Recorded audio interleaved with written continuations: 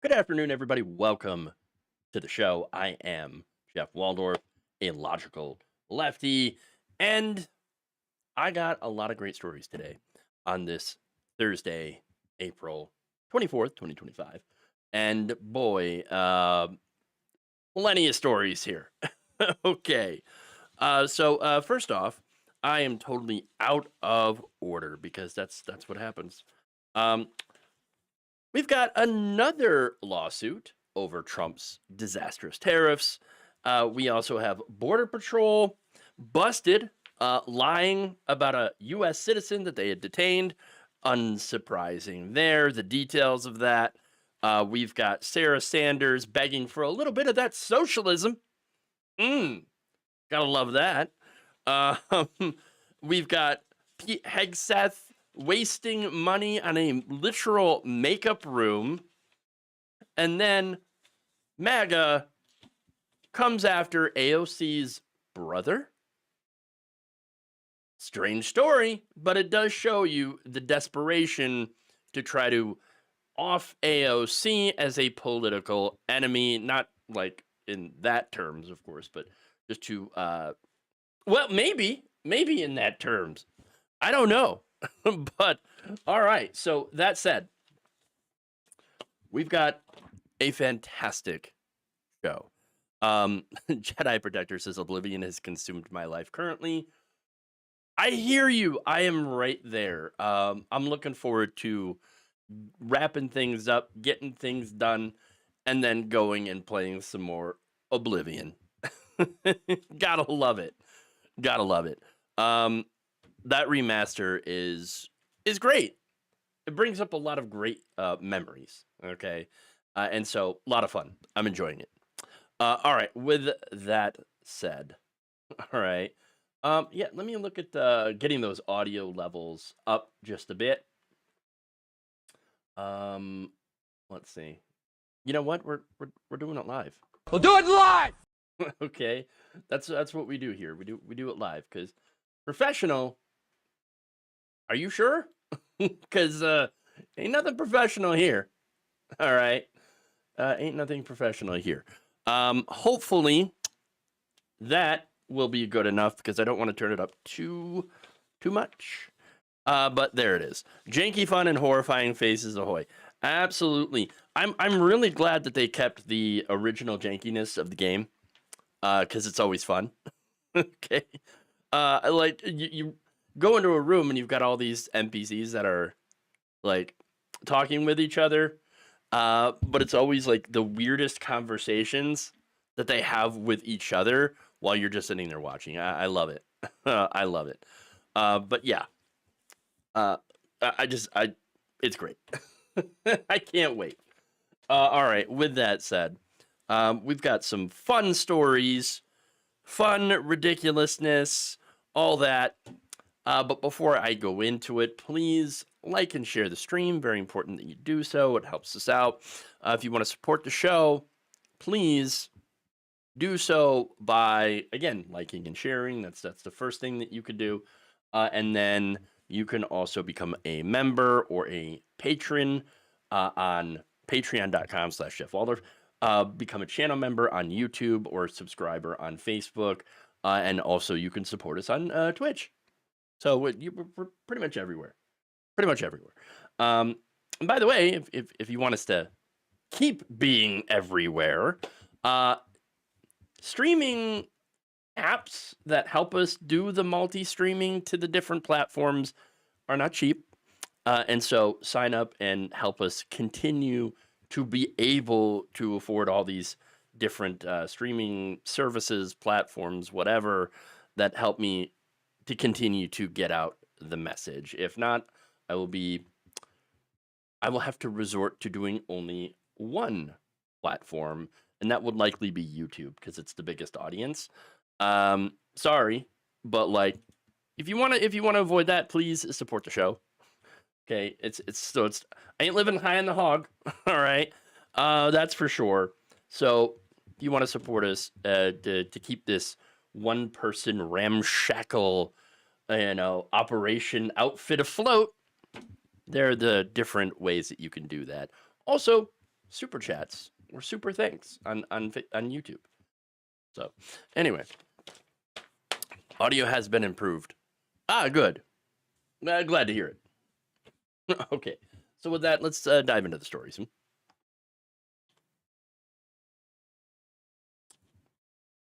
No, that's not what I wanted to do. Okay. See, I told you, ramshackle operation. All right, not a professional. Okay. Oh, I know. And yet, for some people, for some reason, some people do treat me as if I am a professional, and that is bizarre and problematic. There's insanity in the control room. There really is. There really is. Who's got a hammer? Okay. Now let's do it. Why did I have the absolute wrong story in front of me? Great. As long as I'm high, I don't care where I'm at on the hog. Fair enough. Fair point. Okay.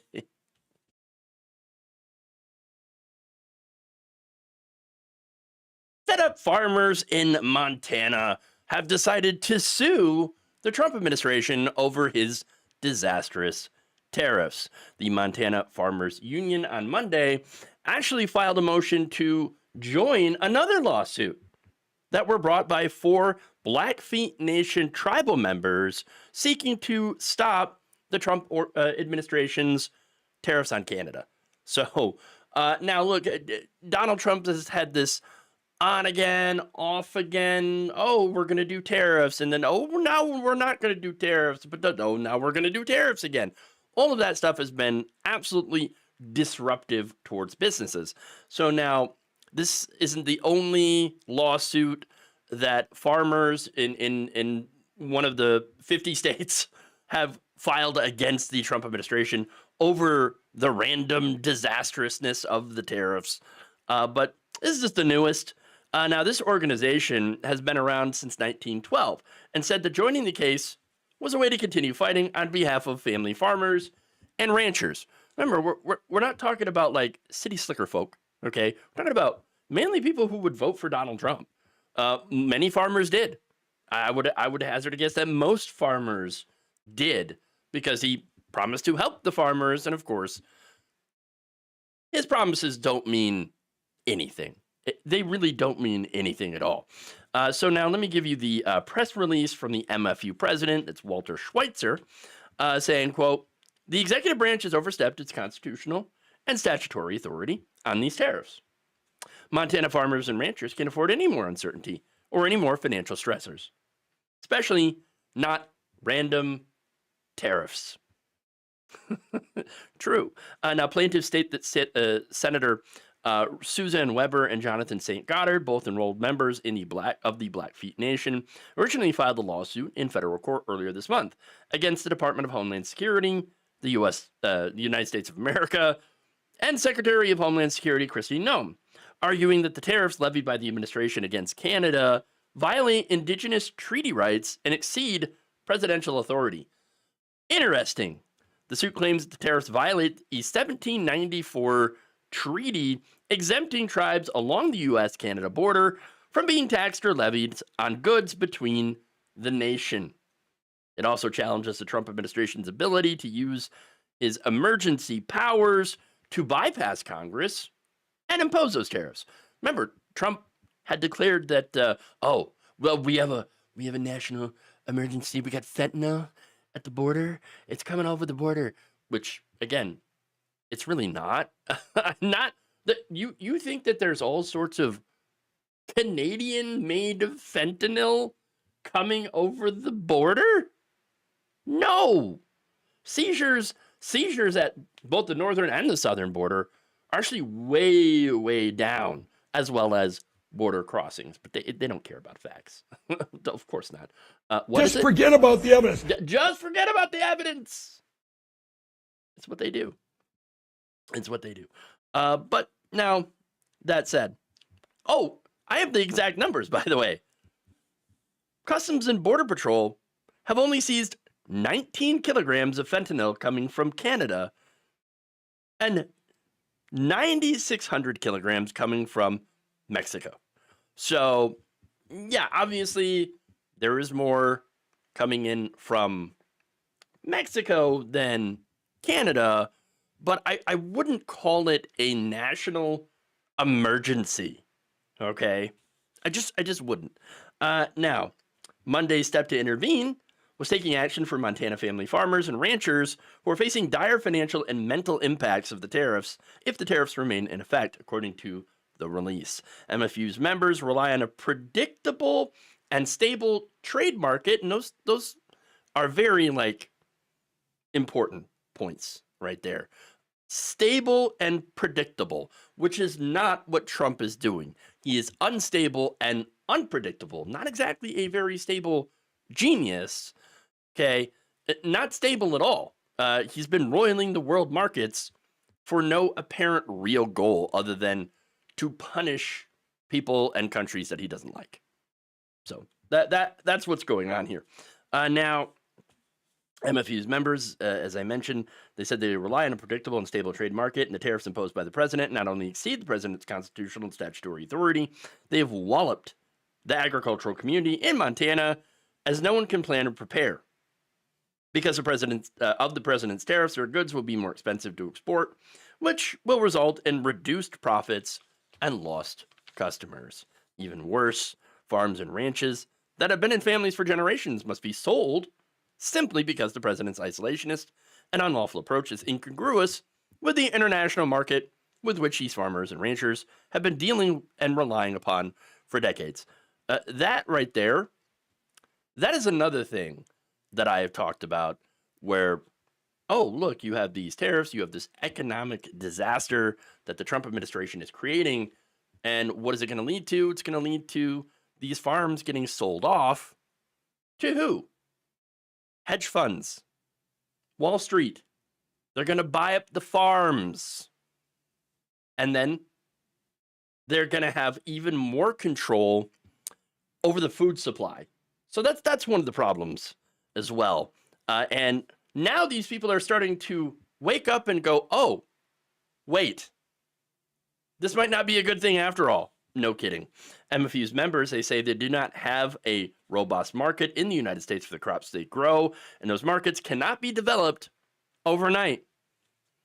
According to the Office of the United States Trade Representative, Montana's largest market is Canada, with $869 million in goods exported to the state's northern neighbor in 2024. It's 37% of their total exports.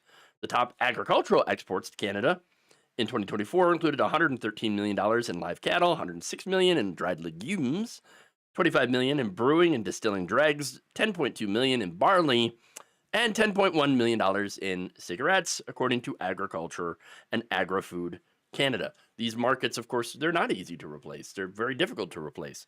And that's also been happening with China, where you have, oh, look, China used to buy a lot of soybeans from U.S. farmers. Now, they're not. They're instead going and buying those soybeans from Brazil. Okay. And so, yes, those markets, and we saw this back during the first Trump administration, when you had a similar problem. These markets, not easy to replace. Screwing over the farmers. And actually, honestly, the farmers really screwing over themselves. Now, the complaint from MFU also mentions several members who have been impacted by the tariffs. One of them, John Wicks, a fourth-generation farmer in Liberty County, said he was in contractual discussions with a cross-border trading partner for his organic lentils, but was told that they cannot enter into a contract due to the instability of the trade markets before the tariffs were imposed. Specifically, if American tariffs were going to be implemented, the partner would not take the crops, harming Wicks financially. According to court filings, our Canadian partners either won't buy our crops or are offering significantly lower prices than our partners in the United States. Our partners in the United States know that our Canadian partners are doing this and are capitalizing on it by offering lower prices. So we're getting squeezed, Wicks wrote in a declaration of support for MFU's filing. So, that said, as of Wednesday afternoon, District Court Judge Dana Christensen had not issued any rulings on whether he would allow the Montana Farmers Union to join this lawsuit. Now, there will be a hearing next week at the Missouri River Federal Courthouse in Great Falls. So I guess if you're impacted by this and you got this message, you watch this video, you could join and maybe try to help out. Now, attorneys for the federal government, however, have filed a motion to move the case to the Court of International Trade in New York, arguing that the district court does not have jurisdiction over tariffs. But attorneys for the plaintiffs responded that the case can rightfully be heard at the district court as lawsuits over the constitutionality of executive orders. Farmers and ranchers have invested decades in developing reliable markets for our products, Schweitzer said in a press release. Overnight, these random tariffs have destroyed our markets that will take decades to rebuild. That is why the authority to impose tariffs resides in Congress, because it provides a forum for public debate and input and ensures the benefit outweighs the harm. Look, the thing about these tariffs is Congress really needs to take their balls back. Okay, they handed all this authority over to Donald Trump, and look, mainly Republicans in Congress, but not only that, but you also had the Supreme Court that handed all this authority to Donald Trump. Are you surprised that he's using it? You shouldn't be. You gave it to him. Okay, you said, have at it, Hoss. Enjoy. And, well, now he's crashing the economy. So he's crashing the economy. He's destroying all these different trade deals with all these different countries, which, by the way, based on a lie, okay, we're not being taken advantage of because we have a trade deficit, okay? Different countries trade different things all the time, and just having a trade deficit does not mean that we're getting taken advantage of. It's just not true. It's a childlike understanding of real trade, okay? But that's who he is. He's an absolute child. And unfortunately, we have a child that has claimed to have the reins of all of this, over the country, over trade, to have authority over it. And so, look, Congress has to take their authority back. Are they going to do so? No, because they're wimps. Okay. The MAGAs in Congress have no balls. They have been taken by Donald. No, not just taken. These people gave Trump their bananas. Okay, their balls. Kind of hard to take it back if you never really had them in the first place. So, nonetheless, I really do hope that this lawsuit is successful and that they stop the randomness of these tariffs that are hurting people. It's hurting consumers. Prices are going up for certain things. And more importantly, trade is being disrupted. People are getting hurt. Farmers, average people, working people. And so something absolutely has to be done. Okay. JD Vance set up a real estate business buying foreclosed farms to foreign corporations. Yep. I keep forgetting about that, but yes, absolutely true. All right. Let's move on.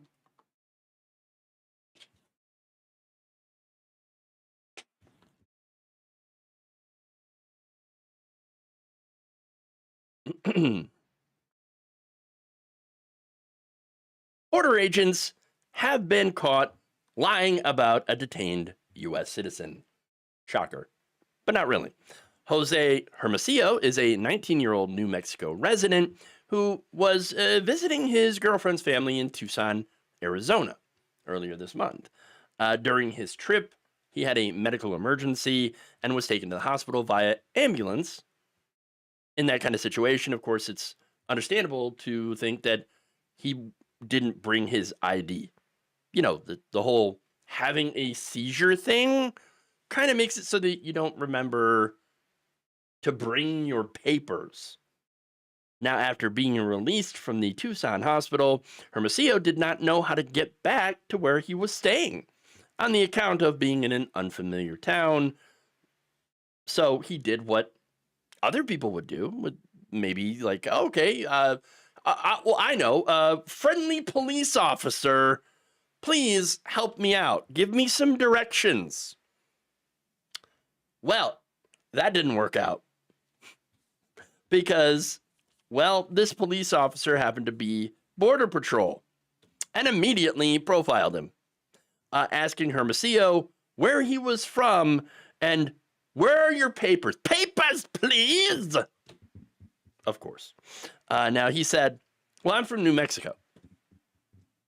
To which the officer replied, don't make me out like I'm stupid. I know you're from Mexico. Well, no, because it turns out, officer, you were stupid. Stupid. All right. Dumb, racist, POS. And I say that because racists really do think like this. Okay. They think that if everyone who looks Hispanic is from Mexico. What? No.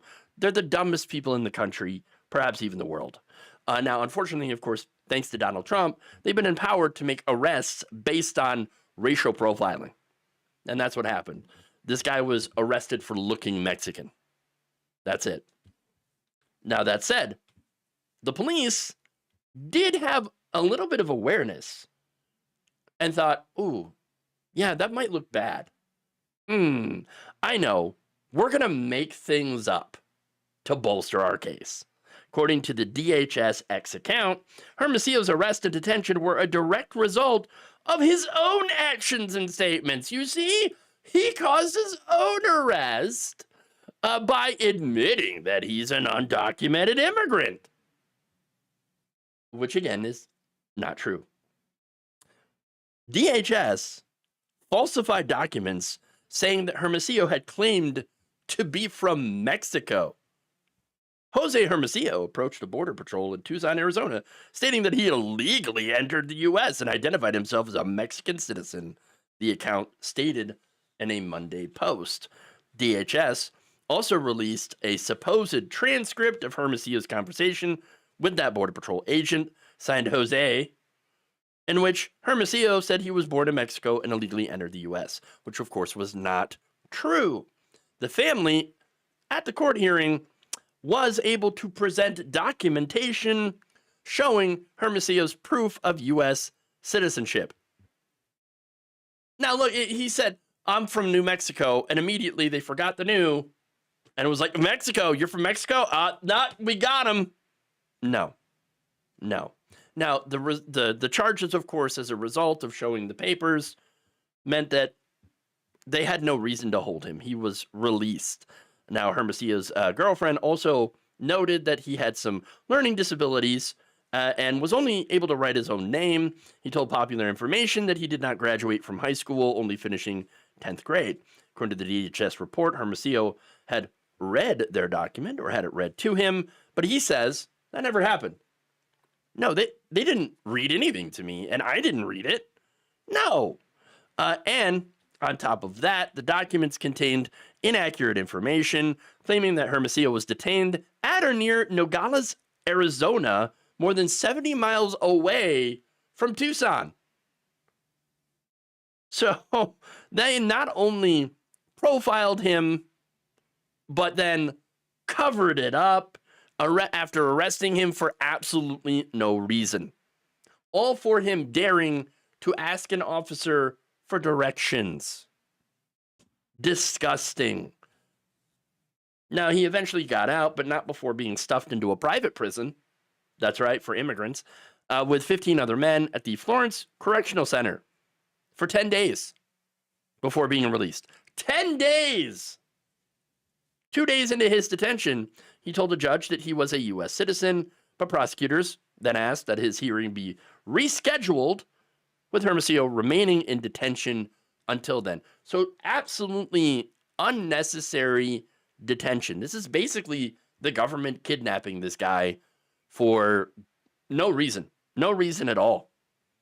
7 days later, at the next hearing, his family provided the immigration court with his birth certificate.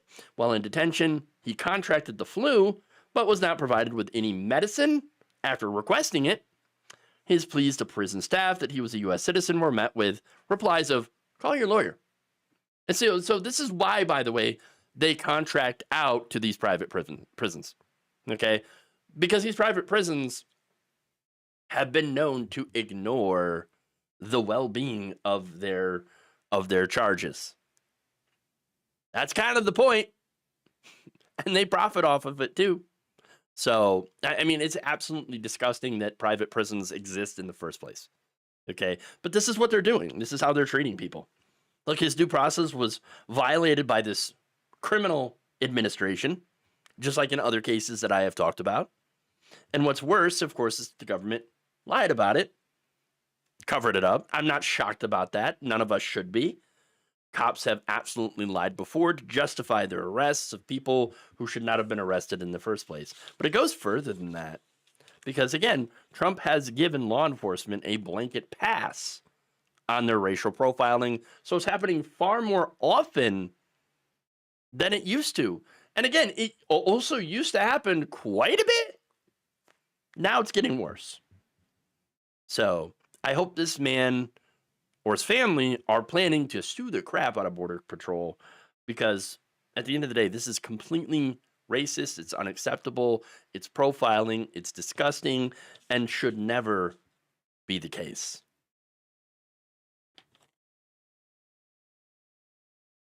Okay.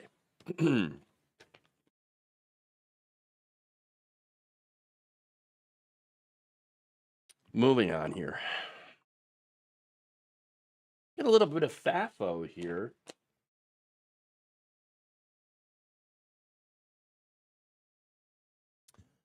Arkansas Governor Sarah Huckabee Sanders is continuing to beg the Trump administration for some disaster relief funding. This is after tornadoes devastated her state last month. The former White House press secretary to Trump wrote the president in March after storms killed 3 people. They ravaged the state. And, well, I mean, the response here, not good. Now, Sanders immediately had declared a state of emergency and then asked her former boss to declare a major disaster so that she could secure some federal funding. The Trump administration, of course, rejected that request, saying, hey, man, you're on your own. You go take care of it. We're not going to pay for that. You go pay for that. Now, in her appeal to Trump, Sanders and the Arkansas Division of Emergency Management wrote again on April 18th and pleaded with the president that Arkansas is in, quote, dire need of federal assistance. The severe storms and tornadoes that occurred on March 14th and 15th, 2025, produced catastrophic impacts across the state. The sheer magnitude of this event resulted in overwhelming amounts of debris, widespread destruction to homes and businesses, and the tragic loss of 3 lives and injuries to many others, Sanders said in the letter, the Arkansas Times reports. She then talked about a second wave of severe weather that hit Arkansas less than 3 weeks later. Given the cumulative impact of these events, federal assistance is essential to help our communities recover. What is that? That is Sarah Sanders asking for a little bit of that socialism. Now, look, do I think that they should get the help?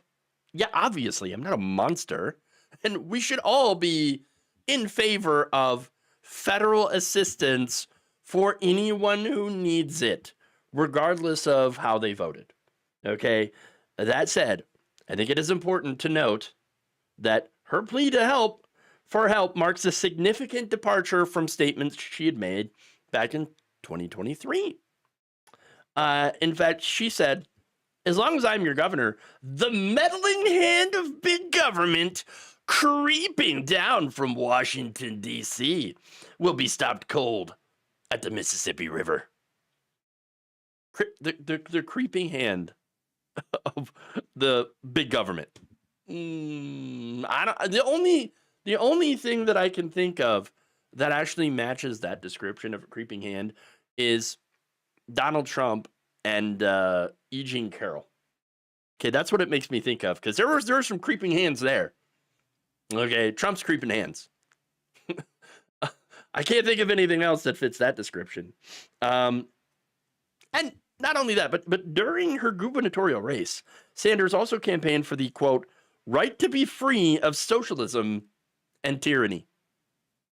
Now, she's asking for the meddling hand of big government and a little bit of socialism. No, boy. Irony. So now here's the thing. Back in 2023, when she asked for that aid, Biden, what did he do? Well, he immediately sent money to the state, as he should. That is the whole point of the federal government, to help states in need to do the things the states cannot afford to do on their own. But Trump has not only talked about abolishing FEMA, whose job it is to respond to natural disasters and other emergencies. If there's no FEMA, which would, by the way, take an act of Congress, then who would respond to emergencies? Well, it would be the state governments. In fact, this is what Trump said back in January. Quote, you know what? If they get hit with a tornado or something, let Oklahoma fix it, and then the federal government can help them out with the money. FEMA is getting in the way of everything, and the Democrats actually use FEMA not to help North Carolina. It makes no sense. You know why it doesn't make sense? Because it's not true. It was a lie. Yes, I know. FEMA actually was doing its job, but there was so much misinformation. No, not just misinformation, complete and utter lies that were coming out during the election. Trump was purposely lying about the government not helping red states recover from disasters. They lied about Biden doing it, and then they did it themselves, not helping out not just red states, but any states. Oh, okay, great. So this is total projection, and for Sarah Sanders, it's one of those FAFO moments, okay? Yes, Trump supporters, you effed around, now you're finding out. You supported this. Now, I don't think people should be allowed to suffer. We can, yes, fund these things. We absolutely can, and we should. But they're not doing that. They are allowing people to suffer. And I got to point out that it's because of the bad choices of Trump supporters. Y'all voted for this. Y'all chose this. And now if you're not getting help, it's no one's fault but your own. And I think I should be allowed to point that out. And I know I don't want it to happen. I don't want this to be the case. I want there to be disaster relief. But the fact that there isn't cannot be blamed on us. That's your fault. You did this. You're suffering because of Donald Trump. You bought the lies. You bought the bullshit. You bought the conspiracy theories, the fake news, hook, line, and sinker. And now those things that you believe were happening under Joe Biden were actually not, but are happening now. I take no pleasure in this. This is awful. This is affecting many people, many good people.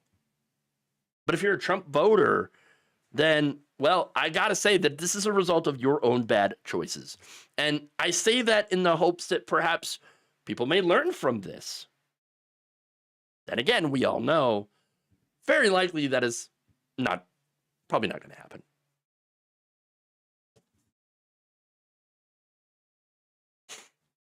But at least I can say it, right?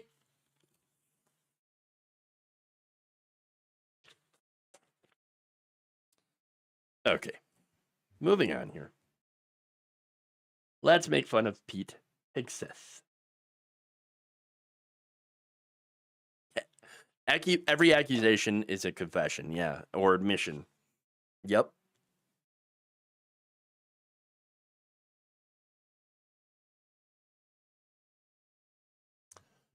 Embattled Defense Secretary Pete Hegseth is getting mocked for a new makeup studio.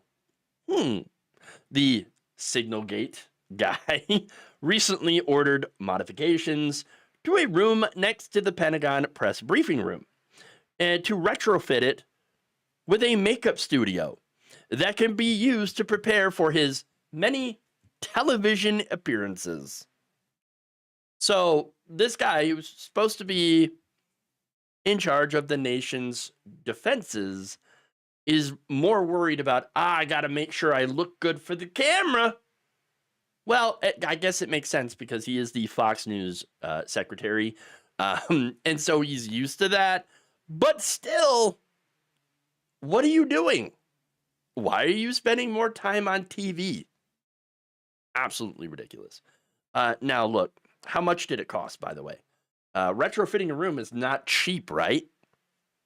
Well, apparently it was supposed to be about $40,000.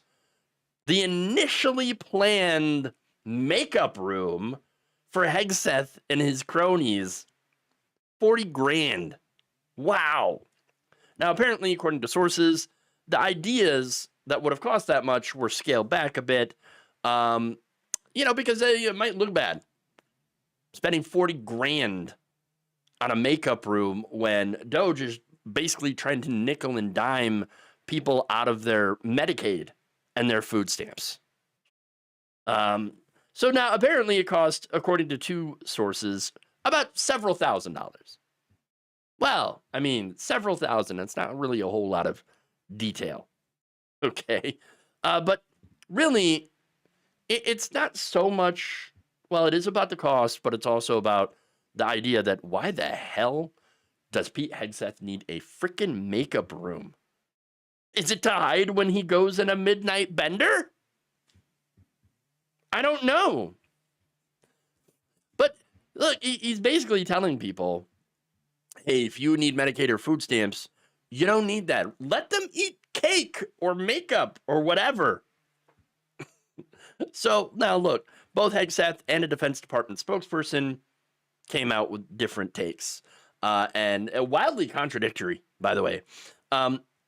Here's a Defense Department spokesperson telling CBS News, changes and upgrades to the Pentagon briefing room are nothing new and routinely happen during changes in an administration.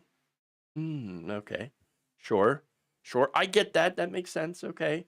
Fair enough. But what did Hegseth say? He called the story fake news. Totally fake story. There were no orders to do this. No makeup. Wait. Then how do you explain the in-house construction crew that renovated the adjacent green room earlier this year? How do you explain that? One source said the room previously had minimal furnishing, a table with chairs, a TV, photos of former defense secretaries, and a mirror on the back of the door. That table, of course, was removed. A new chair with a large mirror and with makeup lighting was installed. It's amazing that would cost $40,000. Hey, Doge, got some waste, fraud, and abuse going on here. Why don't you do something about that? Stop looking at poor people. Start looking at Hegseth's makeup room.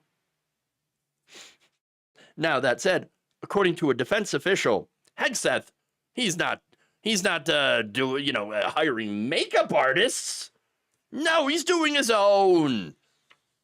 Are you sure about that? You're going to tell me that a former Fox News host is doing his own makeup? No, I'm not buying it. Not buying it at all.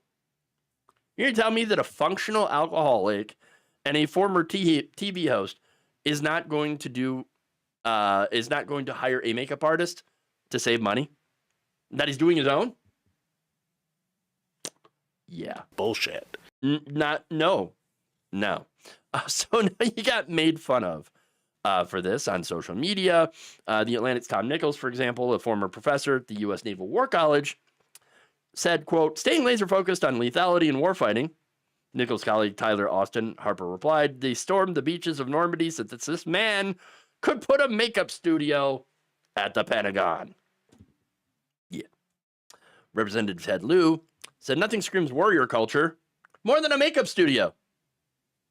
Hegseth was derelict in his duties by repeatedly using his personal phone to disclose ongoing combat operations and is now wasting taxpayer dollars. How does a makeup studio at the Pentagon help troops? He needs to resign. Another House Democrat, Representative Greg Kazar, replied, new makeup studios, private trips on government helicopters, millions for Trump's golf outings, billions to Musk's companies.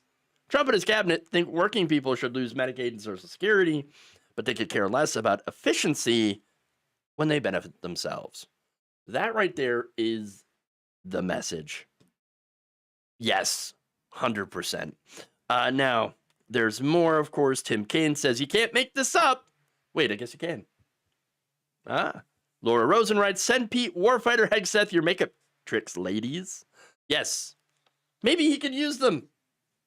Barbara Comstock writes, Mr. Anti-DEI Lethality, Secretary of Makeup and Mousse.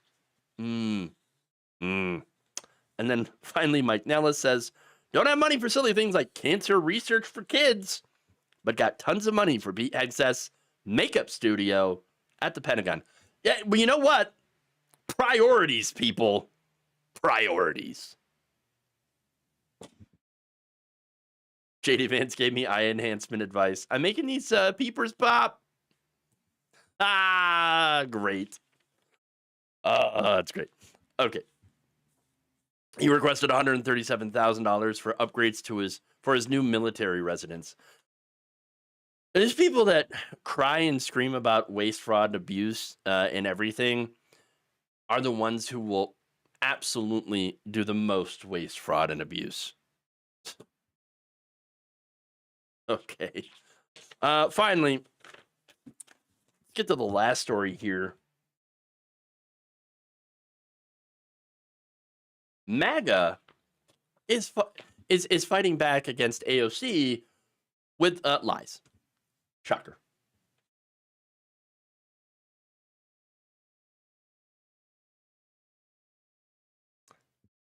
MAGA influencers are resorting to desperate smears of Alexandria Ocasio-Cortez as she continues to rise in popularity among Americans. Now, one of these smears involves her brother, Gabriel Ocasio-Cortez, who had to take to TikTok to shoot down a story that has been spreading like wildfire on social media that misidentified him as Matthew. Yes, Matthew Ocasio-Cortez. Claimed that he was involved in a fentanyl drug ring. Now, this comes from a user named Mama Wendy 4. And she shared fake news with her followers claiming that Matthew was arrested by the Coast Guard with $1.2 million worth of fentanyl on him. Obviously, that never happened. That was not a real thing. Bullshit. Okay? Not a real thing. But you know what? MAGA they actually literally do not care about facts. They don't give a damn. They're going to run with it. They're going to run with it. You know why? Just forget about the evidence. Because they don't have any. So now, of course, they're going to run with it until someone gets sued. Which Matthew...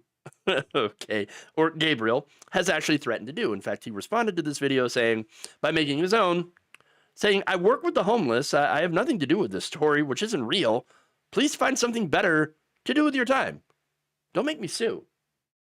In another video, he said that he is seeking a lawyer in Virginia, saying you have to draw the line in the sand somewhere. And added, that's all it takes to start to get somebody that's a little bit radicalized, somebody that's willing to pick up their guns and go do something. And it wouldn't be the first time that somebody's tried. That's the society that we're in. So things like this are more serious than ever. And you can't just slander people. Look, I feel for the guy because he didn't do anything wrong, right?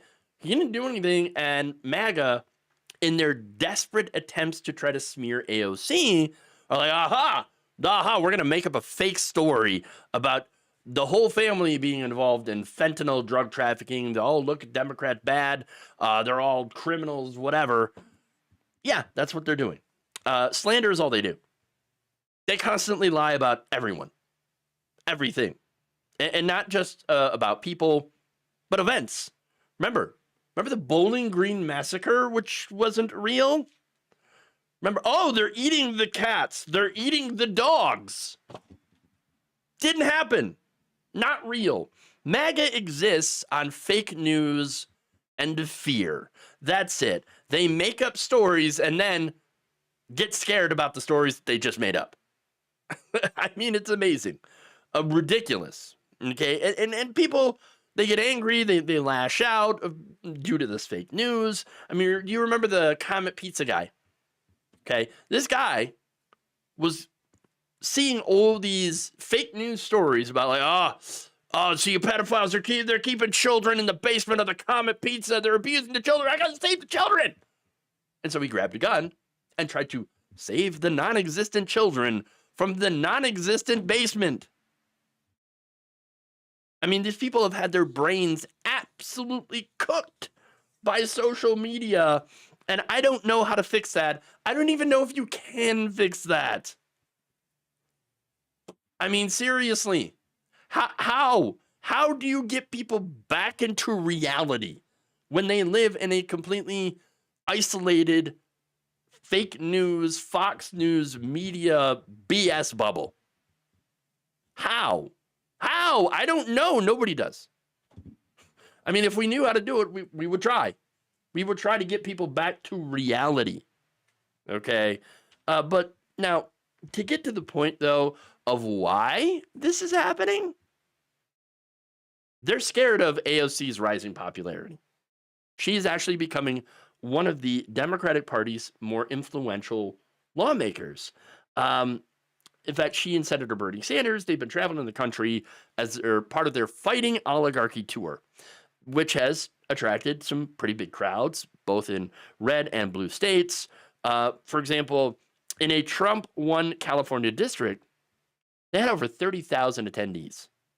12,000 showed up in Idaho. So, I mean, that's huge. And not only that, but her polling has jumped considerably, as other Democrats like Chuck Schumer's, for example, sink like a stone.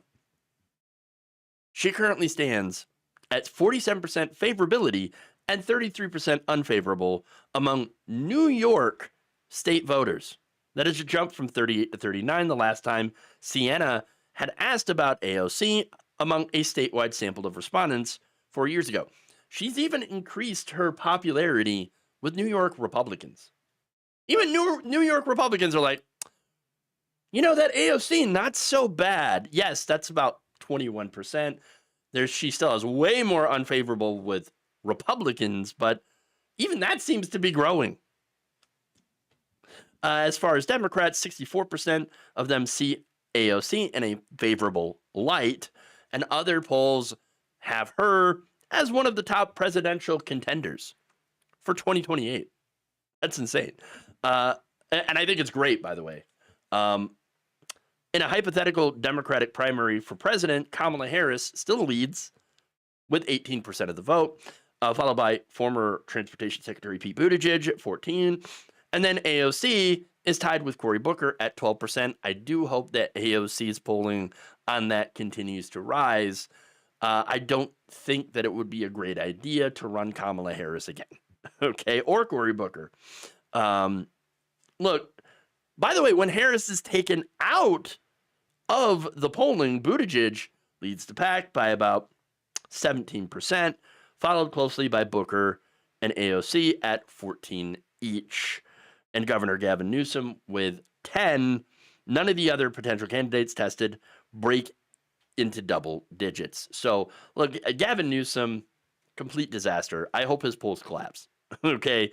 And they don't actually consider trying to run him because he's over there having, you know, nice little conversations with Nazis, okay, with people like Charlie Kirk. No, screw that guy, okay? As far as Buttigieg, look, I have had issues with Buttigieg, issues with Booker. Look, and one of the big things for Booker is he's very pro-Israel and very, very pro-Wall Street. Okay, now Buttigieg, he's not a change candidate. Okay, though I do got to give Buttigieg a lot of credit here. He is an effective messenger, and he's a great attack dog against Republicans, against the right. And so he's really, really good with his Fox News appearances. Okay, but as far as being a change candidate, AOC is really the only one that I believe in that group that would try to do some sort of bold progressive change. She's not going to hit the socialism button, obviously, or the communism button. Okay. I know the right wing's like, but yes, she is. No, she's not. Would she try to do a bold progressive change like Medicare for all? She'd certainly try. Okay. That, of course, is up to Congress. But nonetheless, I think she would move our country in a better direction. Okay. And I think what we need to do is do more bold progressive change to stop what would be an even worse Trump from happening in the future. Okay. So that said, Republicans apparently see her as a significant threat. And so, of course, what's happening? They're going to lie. They're going to make things up in order to smear both her and her brother. And by the way, that also gets a lot of clicks, gets a lot of attention because a lot of Republicans really do not like her. Okay. But that said, when they do this, when they pull out the stops and start creating fake news mills, you know that they are scared. And that if you're AOC, it's a good indicator that you should continue to do exactly what you are doing.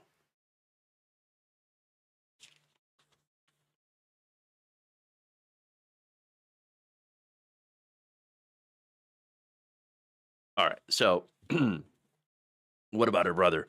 Her brother's not even involved in politics. And so just seeing, that brother get smeared for no reason is, it's number one, it's absolutely ridiculous. But two, it is desperation on the part of MAGA to involve her brother with all these ridiculous lies. Okay, so let me go and read some super chats here I got from the show. VMan29397 with a couple of them said, if it's bad for the states without disaster aid, just imagine us territories. What will Puerto Rico's Donald Trump, aka Gov. Jennifer Gonzalez, do when a hurricane hits and he doesn't even send PT? Yeah, that is very, very concerning. Absolutely concerning. I don't know what's going to happen. It's going to be worse than throwing paper towels. That's for sure. People are going to absolutely die. What was the smear? The smear was that her brother was busted with $1.2 million worth of fentanyl at the border. That's not true. That didn't actually happen. And it's insane. And of course, the thing that they are doing with that, fake news is going to say, oh, look at AOC's criminal family. Look at how bad she is. She's bad. Her brother's bad. Her family's bad. Everybody's bad. Look at the Democrats. They're so bad. Fentanyl everywhere. Ridiculous. My thoughts on family members is that they don't have a public profile or in politics, they should be left alone. I agree with that. Unfortunately, MAGA does not. Well, they don't agree with that rule. And his name is not Matthew. Yeah, that's the other thing. His name's not Matthew. All right. VMan29397 also in a super chat added, other day I got into an argument with a lib who's at fault for the Dems' failure. I pointed out that the progressive New Deal Dems president had 94% of control of Congress compared to 30% for modern Democrats. Yeah, it's really important to point out that we need progressive members of Congress if we want to do anything like big and bold. And unfortunately, there doesn't seem to be enough of them yet. But yes, if we had more Bernies and AOCs in Congress, and honestly, if we didn't have all of that corporate money in politics, which would make it so that we could have more AOCs and Bernies in Congress, we could actually do great things and bring this country to a place where we have universal health care, where we have universal child care, where we have actually good things that are happening. But you have all of this corruption. You've got money in politics. You've got neoliberal Democrats, those who are so-called moderates that are just very, very conservative. They're old school Republicans, essentially, that have constantly done failure after failure after failure. And yes, the Democratic Party has suffered as a result of that. And that's why it needs to change. Unfortunately, what you have right now is Democratic leadership that is refusing to change. Okay, and then finally, Kiki Starnova says there's real evidence that the election was likely stolen. Have I seen any interviews with the Election Truth Alliance and what they found? If not, will you? I'm not buying that the election was stolen. I don't. I'm not saying that there wasn't voter suppression. There absolutely is, and there has been in so many different elections that we have had in the past here. And so, look, this suppression is a huge problem, but I don't believe it was, and I don't even know what you mean by stolen, right? I'm not entirely sure what you mean by stolen. Like, did they flip the votes? Is that what's being alleged here? Have I looked? Not necessarily, no. I have not. Because again, I haven't seen any sort of like evidence come across yet. But if you want me to look into it, I can look into it. But I'm very, very skeptical of that. I don't believe that they flipped any of the votes. No. There's a lot of reporting about large amounts of voter suppression. Absolutely. Look, I'm going to be very skeptical, but if you would like me to look into that, then yeah, I'll take a look. But once again, I'm very, very skeptical of this stuff, of these groups, unless there is something that is absolutely irrefutable. We're going to sound a lot like MAGA talking about 2020. All right. But that's it. That's all I've got time for. All the stories that I have. Thank you for all of that. Thank you for the super chats. And thank you for bringing all this stuff up. Really appreciate it. If you want to support the show, please like and share the stream. You can help us out by becoming a patron or a channel member. All that wonderful stuff that I've talked about before.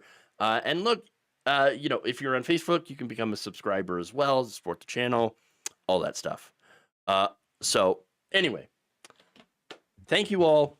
Please take care of yourselves, your communities, your families, your friends, all that stuff, especially ones that are trans, non-binary, or have, or are disabled, or have autism, all that stuff. All of these people are being targeted by the Trump administration, and absolutely need your support, help, love, and caring, all that stuff. So that said, thank you all. Love you, and we'll see you back here, hopefully tomorrow.